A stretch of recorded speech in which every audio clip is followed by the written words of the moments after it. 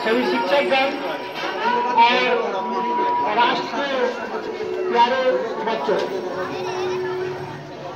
आज हम लोग अपना 72वां स्वतंत्रता दिवस मना रहे हैं। आपके गिनने गए थे? यही हमारे आजादी के अब 72 साल हो चुके हैं। 72 साल में इंसान का तीनों पीढ़ी समाप्त हो जाता है।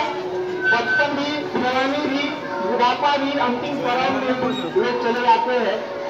लेकिन हमें सिर्फ शासन पद्धति में आजादी नहीं मिली थी कि हमारा भारत करे, हमारा शासन करे।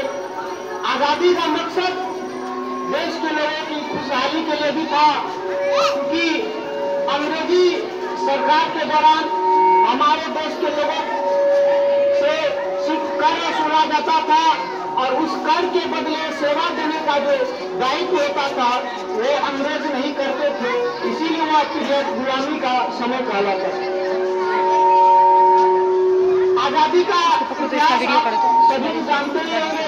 1857 से 1947 तक संघर्ष के बाद आजादी मिला। 1857 में हमारा पहला स्वतंत्रता संग्राम हुआ था।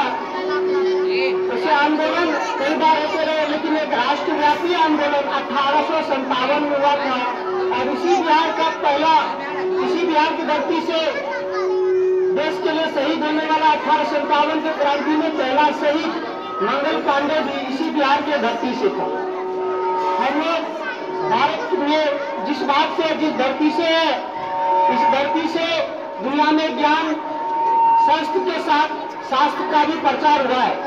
हमारे यहाँ नालंदा विश्वविद्यालय से लेकर मंगल पांडे तक का इतिहास कहने के लिए है। 1857 में झांसी की रानी का बलिदान कोई नहीं भूल सकता। खूब मेरी मर्दानी, वो तो झांसी वाली रानी थी। हमने सुभद्रा कुमारी चौहान का इस कविता को भली भांति विभिन्न क्लासों में गाते हैं और पढ़ते हैं। 1857 क्रांति के विषय में झांसी की रानी ने आधी लड़ाई लड़नी थी और हम हारे क्यों? हारे थे हम अपने अंग्रेजों से नहीं, हारे थे हम भारत के लोग जो अंग्रेजों मिले थे भारत के जयचंदों से।